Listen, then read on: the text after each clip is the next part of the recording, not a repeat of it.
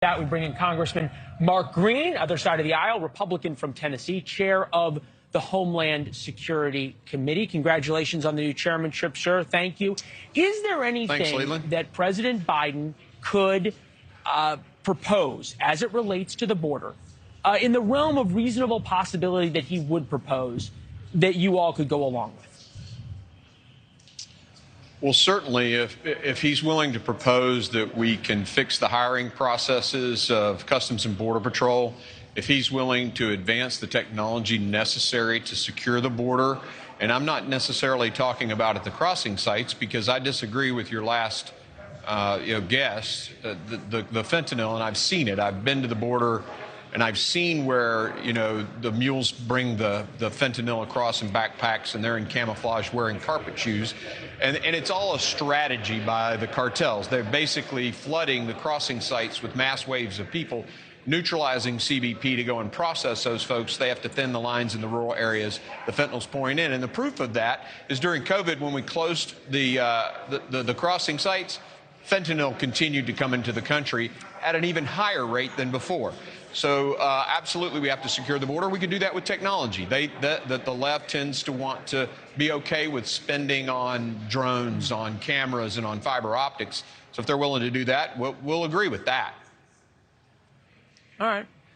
I think about the issue of the border. It's one I know that is near and dear to your heart. It's one Republicans ran on in 2022.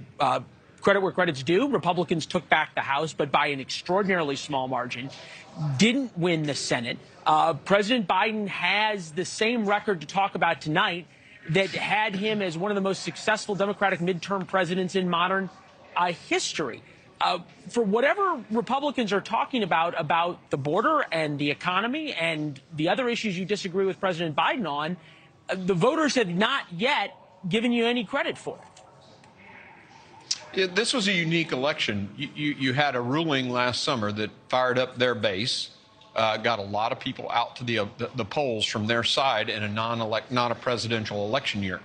You also had the Republicans, though, win 5 million extra votes.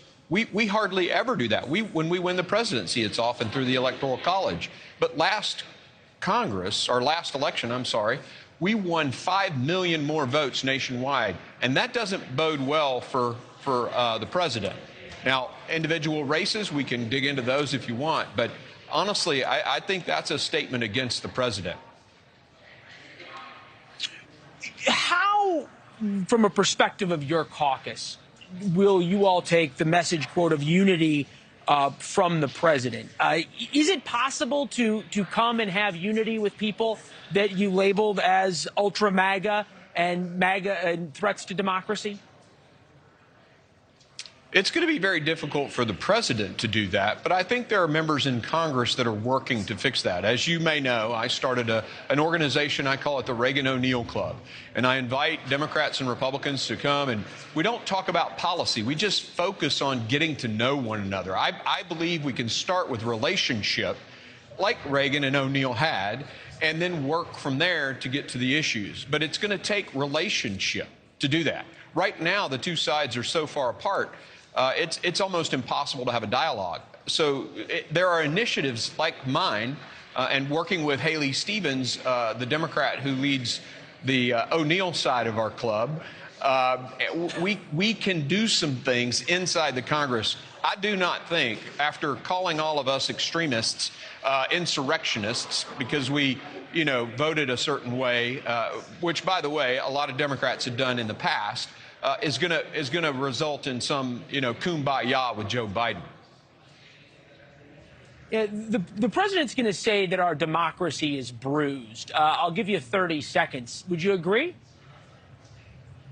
No, not at all. I mean, look at the process that happened, for us to select a speaker. We went in there and it was democracy. They say democracy is a lot like sausage making. It's ugly in the process, but when you get a good result, that's democracy working. The other side, they just fall in line like robots with their speaker. We're not like that. Republicans had a debate, we had a discussion, and we came to an agreement, and we elected a speaker, and now we're off to the races with a conservative commitment to America. Yeah, I think it was Churchill who also said democracy is the worst form of government until you examine all the other ones. Congressman, it's good to see you, sir. Thank you as always. Good to see you, I guess Leland. also Mr. Chairman as well. Thanks for watching. Go to newsnationnow.com to find NewsNation on your television provider. And don't forget to subscribe. Click the red button to get more of NewsNation's fact-driven, unbiased coverage.